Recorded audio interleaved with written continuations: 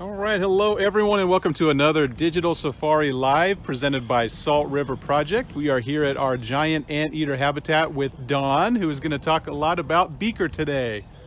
Hi guys, I'm so excited to introduce you to Beaker. He's our male giant anteater here at the Phoenix Zoo, and he is ready to get out, so I'm going to go ahead and shift him out onto exhibit so that we can meet him.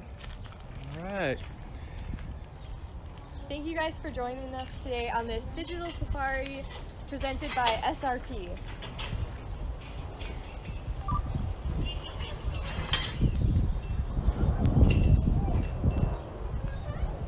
And if you have any questions, be sure to leave them in the comments, but we'll turn it over to Dawn here to talk a little bit more about Beaker and giant anteaters. So Beaker just woke up from his nap. One thing about anteaters is they can sleep up to about 18 hours a day. So he is just waking up. He's ready for some snacks, so we may see him walk around and stretch his legs a little bit. As he's walking, as he comes back over here, take a look at his front feet, and you'll notice that he kind of walks on his knuckles the way some primates like gorillas and chimpanzees do. One of the reasons for that is because he has really long claws on his front feet, which I'm sure we will get a good look at as well. But he walks that way so that the claws don't interfere with the way he walks. I'm going to give him some worms here now that he decided to come over and say hi. One of his favorite snacks here at the Phoenix Zoo are mealworms. And what you'll see here is how he eats those mealworms. Anteaters, he'll come back. He has a short attention span, but he will come back. Anteaters are insectivores. And they can eat up to 30,000 insects a day, and primarily they're going to be eating termites and ants like carpenter ants. And what he uses those long claws for is he will rip a hole open, rip a hole in the termite mound, and then he'll take that almost 2-foot long tongue and he'll flick it in and out of the hole he made in the termite mound. He can flick that tongue in and out 2 to 3 times per second or 150 times per minute. They have backwards facing papilla on their tongues, which is kind of like if you've ever been licked by a cat and you felt that a cat tongue is very rough. They have the same thing. Beaker's tongue doesn't feel quite as rough because he also is covered in really sticky saliva. And it's that sticky saliva that the insects will stick to here. You can kind of see. And I've got some worms here in a water bottle so that I can show you how long that tongue is. We'll see if he'll, yeah, there we go. So you can see how long that 2-foot long tongue is, and those worms just kind of stick to that sticky saliva, and then he'll pull those back into his mouth. And anteaters actually don't have teeth, which is, pretty unique among most mammals have teeth. He doesn't have any teeth, so he pulls those worms in, and he'll just crush them a little bit with his palate, but he pretty much swallows those whole, and all the digestion is done in their stomach. They don't make their own stomach acid, so they rely on the acid in the insects they eat to help with their digestion. And the green stuff is that that was going after on the ball over there. That was avocado. That is one of his favorite treats as well, so we have some more of that. What he's going after right now are crickets. I put some crickets in that box for him. Like I said, he just woke up from his nap, so he's a little hungry. So we'll get to see him rip open that box. But crickets, mealworms, and avocado are some of his favorite treats here at the zoo. Like I said, in the wild, they'd primarily be eating termites, and they eat up to 30,000 termites and ants a day. It's very difficult for us to obtain 30,000 termites a day to feed him, so we feed him a ground insectivore diet, which I can show you as well. That's his primary food source here at the zoo, but he also gets his diet supplemented with mealworms, crickets, waxworms, and then avocados are a favorite one of his treats. In the wild, anteaters will eat some fruit and vegetables, but it's not the bulk of their diet. They don't climb. Giant anteaters don't climb very well. They're terrestrial, so they spend most of their time down on the ground. So this is the ground insectivore, or the insectivore diet I was telling you about. And this is a pelleted food that is made with to have all the same protein and nutrient content that he would be getting if he were eating 30,000 termites a day. So this is a staple of his diet here.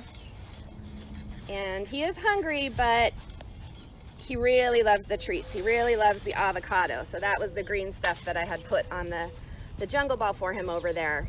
He doesn't get avocado every day because it's healthy fat, but it's a little high in fat, and we have to watch Beaker's weight. He does have a tendency to get overweight if we're not careful with all of the treats. Right now he's about 110 pounds, which is a good weight for him. He's a relatively big anteater. Males do average about 100, 110 pounds. And how long, we had a question here, how long is his tongue? It's about 2 feet long. About 18 inches of that will actually extend out of his mouth, but the entire tongue is about 2 feet long, so even longer than the giraffes. It's a great question. How about the any predators of the anteater? We did have a question come in about that. That's a really good question. So these guys are from South America, and their range extends a little bit up into Central America, and they are preyed on down there by mountain lions and jaguars. So these guys they're not great climbers, like I said. They're not super fast, so their primary defense against a predator like a mountain lion or a jaguar are going to be those claws, the same claws they use to rip open those termite mounds. And I'm sure we can get him up on the fence eventually so you can see those claws. But what he'll do is, if he's threatened, he'll kind of stand up on his back feet and he'll swipe with those long claws, and they can do some damage, those claws. They'll make a jaguar think twice. How long do anteaters live for? So in the wild, I think the average is about 15 years. They do live a bit longer in a managed setting like the zoo here. We had a male that was here a while back, which I'm sure a lot of our visitors were familiar with, Ebenezer. Ebenezer lived to be 28. Beaker right now is 11. He'll be turning 12 later this year in October is his birthday, October 27th. And then can you talk, we had a question about their feet. Can you kind of talk about you mentioned it a little bit earlier, but go into some detail on just how kind of fun and crazy their feet and claws are? Absolutely. We'll see if we can get Beaker to maybe stand up and walk around a little bit. He will eventually climb up on the fence line here. But like I said earlier, you can see his front feet. He walks on his knuckles. His back feet, if you look at them, he's not doing that. He's walking with his back feet, the toes facing forward. The front feet are kind of curled, and he's walking on his knuckles. He does have nails on his back feet, but they're very short. He doesn't use those the same way he uses his front claws for protection and for ripping open the termite mounds. And we will get a closer look at that in a few minutes here. Right now, he's very absorbed in his avocado. Harper, age 7, wants to know how long are their claws, or how long can they get to? Ooh, that's a very good question. I think Beaker's claws right now are probably about, I want to say at least 3 inches long. They do, just like our nails, they do continuously grow. And we'll see if he wants to come over here and climb up on the fence. Let's see. They do continuously grow, so they get worn down as he is digging and searching for bugs. He will do that in the exhibit as well. Even though we don't have termite mounds here, you will still see him foraging for insects all day long. Here we go. Here's the claws. So you can see he does have 4 claws on his front feet. They do have 5 toes, but the last toe there doesn't really have a claw. The 2 claws on the outsides are short, and then the second and third claws are very long. So his are probably about 3 inches right now. And they will continue to grow, but also continuously get worn down as he's digging. He sometimes will stand up. Hopefully he'll do it right now. Maybe he likes to stand up on his back feet and scratch this tree. It's kind of like a cat with a scratching post. They're always scratching, but he also wears them down as he forages for bugs. So one of the things we'll give him here in the exhibit is our amazing horticulture team, when they are cutting any trees in other parts of the zoo, if they find a really lovely rotten log full of insects, they will drop it off here for us so that the keepers can put it out in the exhibit for Beaker, and he will just shred that log apart looking for bugs. I did fill his pond today with some bubble bath. I think you all saw a video of him earlier this morning of him bathing. That was actually from Tuesday morning. I'm not sure if he's gonna go in the bubble bath today because it's a little bit colder today. And anteaters don't really enjoy the cold weather.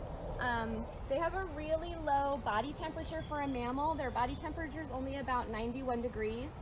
And they also have a very slow metabolism. They're related to sloths. They're not in the same family, but they're in the same order of sloths. So they have a very low metabolism, a low body temperature. And so he doesn't really like cold weather. He doesn't like going in the water when it's too cold because he prefers to be warm. So he might go in the bubble bath, we'll see. He also enjoys when it's hot in the summer. We'll give him showers with the hose. And when the irrigation sprinklers come on in the exhibit, sometimes he plays with them. That's one of my favorite things to watch Beaker do, is sometimes when the sprinklers come on, if you all have dogs at home and sometimes you've seen a dog who gets the zoomies and just starts running around for apparently no reason, Beaker does that when his irrigation comes on. He'll play in the sprinklers and he just gets so excited, he'll start running around in the exhibit, he'll turn in circles, he'll stand up on his back legs and start scratching at the trees. It's a lot of fun to watch Beaker in the sprinklers in the summer, but today just might be a little bit too cold for him. Do their tails have any specific function? So that long bristly hair on his tail, the coat pattern in general, it kind of helps with camouflage. These guys are found in, like I said, south into Central America. They're found in a variety of different habitats, rainforests and grasslands. And so that coat and that hair in general is a camouflage to help him avoid being spotted by predators. Sorry, I should move that out of your way. Oh, no problem. We've got worms everywhere. Beaker's favorite kind of day. Gonna leave that right there for him in case he wants any more. One of the other cool things about anteaters is when they have babies. So these guys are solitary. I'll put some of the worms in there for him. These guys are solitary. They spend most of their lives by themselves, but they do come together during breeding season, obviously, for mating. And then their gestation period, their gestation period is about 180 days, which is fairly long for a mammal this size. Some of the real larger mammals like elephants and giraffes have very long gestation periods. For a mammal this size, a 6-month gestation is pretty long, and that's because when the babies are born, they come out fully with a full coat of hair. The markings look just like the mom. Their eyes will be open. They will be walking around right away. And like I said, the markings will match the mom, and so what the baby will do will be to climb up onto her back. And if you see that black stripe that goes up his shoulder towards his mid-back, the baby on the back, the black stripe will kind of line up with mom's black stripe, and it offers some camouflage, again, so that any predators out there in his habitat don't spot that it's a mom and a baby. Do they have any teeth? No, they don't have any teeth at all, so they just rely on that long, sticky tongue.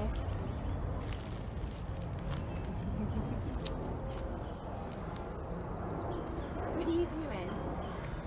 He's got very tiny eyes, very small ears. They don't have great vision. Their strongest sense is going to be their sense of smell. They have a very excellent sense of smell, about 40 times greater than humans. And that sense of smell is what he uses to track down those insects that he likes to eat. How big can they get? So he is full grown. He's 11 years old. He's about 110 pounds, which is about as big as the males get. He's on the larger size. So this is about as big as they get. And they're called giant anteaters because they are the largest anteater species.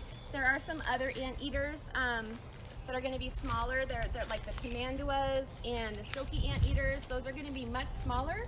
And those species are also mostly arboreal, meaning they spend a lot more time on the trees, in the trees. The giant anteaters like Beaker are going to be terrestrial and spend most of their time on the ground. Like I said, he'll do a little bit of climbing, like you've seen him climb up on the fence, getting a drink of water there to wash down all that avocado. So he'll climb a little bit on the fence, but he is primarily terrestrial. We have Courtney wants to know what the difference is between an anteater and an aardvark. Oh, that's a very good question. So aardvarks are also related. They're in the same superorder as anteaters and sloths. So they're related, but anteaters are in a separate genus. But aardvarks are very closely related to these guys. Are they more nocturnal or out during the day? So it kind of depends in the region that they're found in. Like I said, they do spend a lot of time sleeping, but their active hours can kind of depend on where they are found. in the wild, if they can be found in pretty densely populated areas down in South America, or they can be found out in the wild. So depending on what's going on around them, if they are trying to avoid human activity, you might see them become a little bit more nocturnal. And Beaker does seem to be more active at night here, but he is also very active usually in the afternoons. He likes to sleep in late in the mornings, and then usually in the afternoons is when he likes to come out here into his exhibit and do some foraging for bugs and interact with his behavioral enrichment.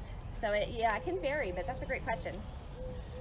And then the suds, we had a question about the suds in the pool and the bath, and so everyone can go to our Facebook page and see Beaker kind of relax and take a bath. But can you talk about the suds and everything that's in there? So that's not something he gets every day. That is also a form of behavioral enrichment. And behavioral enrichment is something we do for all of our animals here at the zoo. It could be something that keeps them physically active, keeps them moving around and healthy, or something that keeps them mentally active, gives them something different to look at, to smell, to explore every day. So the bubbles are a form of behavioral enrichment. We use like a baby bubble bath. So they're non-toxic bubbles that you would use when you're bathing a baby. And it's just a different, different smell for him, a different texture. And anteaters do like the water. You wouldn't think, looking at his body shape, that they would be, very strong swimmers, but they do enjoy bathing. So he gets in his bath every day, even when there are no bubbles, and he will kind of lay down on his side. He'll use those long claws to kind of groom through his fur. But yeah, it's one of his favorite things to do. He does, I'm gonna rinse off my hand in the hose here and see if he's interested. He does usually like hose baths, but only when it's warm. But if he shows some interest in the water here, usually what happens is the keepers are trying to clean and use the hose here, and he'll come running over. But yeah, he doesn't seem like he's showing much interest in the water. It's just a little bit too cold for him today. So another great look at the difference between those claws on the back feet and the front feet there. He does this a lot. He'll climb up on the fence, and the keepers can use this opportunity to check the nails, check over the pads of his feet to make sure we don't have any pebbles or something stuck in there that might be causing a little abscess. We can look at the underside of his body. He is targeted to go up and do that, and it's one of the ways the keepers use to assess his body condition every day and make sure he's in good shape. Do you have to trim their claws? We don't. So if we had to, we could train him to allow us to trim his claws. But because he spends so much time digging, he's so active, he's always digging, tearing apart logs, scratching at the trees, he does wear those nails down on his own. And in the wild, it would be the same way. Those nails would be constantly growing. They would be constantly wearing them down. But just in case, the keepers always keep an eye on that, just in case it looks like they're getting a little too long and we would need to do some trimming. But typically with the anteaters, you do not have to. So for those watching, the Beaker's a part of the carnivore team. So can you talk a little bit about any items that the carnivore team needs, or wish list items that would help out? Yeah, absolutely. So he is part of the carnivore team. He's not a carnivore, he's an insectivore. But we don't have an insectivore specific team here, so he got placed on the carnivore team. He does share an exhibit with our maned wolf, Yellow, who is a carnivore. It's a multi-species exhibit. So some of the things we use for enrichment, like I talked about, we've got some large enrichment items like this jungle ball here where I put the avocado. We have the bubble bath. We do lots of scent enrichment. I talked about how he has such a good sense of smell. So sometimes we'll use just like cooking extracts that you could find at your grocery store, like vanilla extract, almond extract, peppermint extract. We'll use spices like, rosemary, basil, things like that. We use scents like fragrances, like colognes and perfumes with a lot of our carnivores. So some of those things are on our carnivore wish list, our Amazon wish list, which is on the Phoenix Zoo's website. There's a link out there to the wish list for some of those items that we do go through frequently with our carnivores and insectivores. Ellie, age 7, is wondering if they sleep laying down. They do. So actually, I don't know if we'll get a shot of him sleeping, but what they typically do when they sleep is they'll lay down on their side and they kind of curl into a little ball.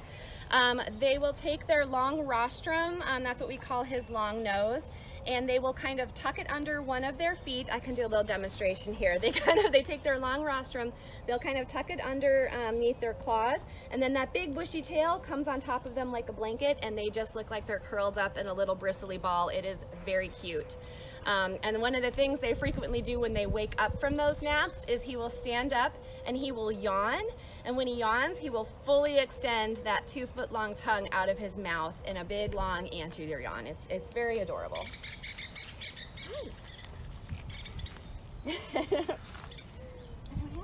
We got a question asking how he's able to share his habitat with a maned wolf. Oh, that's a great question. So anteaters and maned wolves are found in similar habitats, similar ranges down in South America. Because Beaker the anteater is really only interested in foraging for insects. He's not really in competition for our maned wolf over what she would eat. She's a carnivore, so she's going to be hunting for, they hunt small prey because maned wolves aren't true wolves.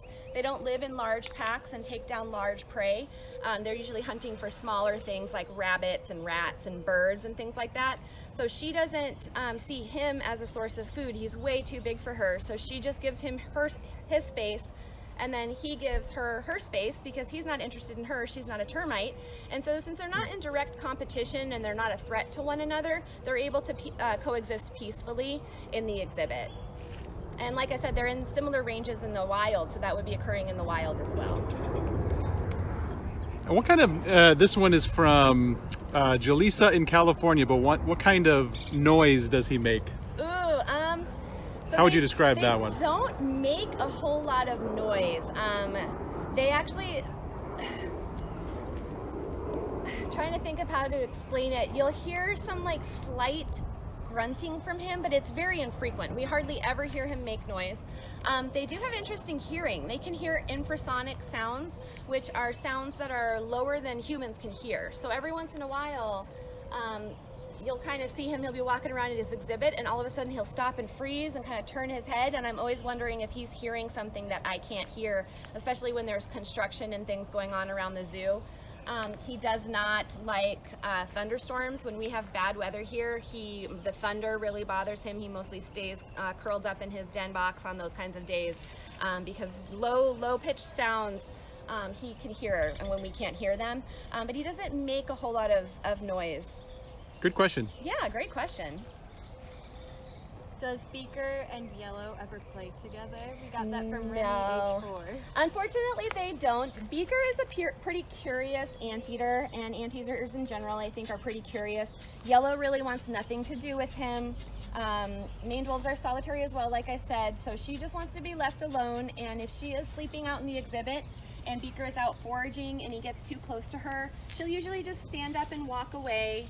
And he'll just kind of watch her go. They don't really play together.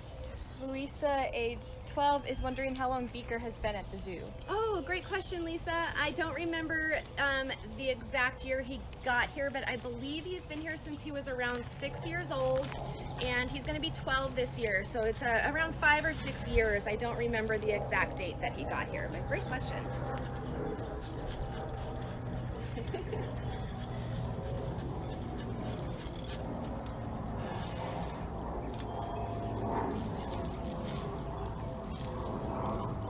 All right, well, Don, really appreciate you taking the time to answer some questions, and Beaker, thank you as well. Special thanks to Safari, and we'll catch up with you later. Thanks, Don. Thank you so much, guys. I know Beaker's missing the interaction from all of the visitors that we usually have here at the zoo. He loves doing tours, so thank you for touring with him virtually. We appreciate it.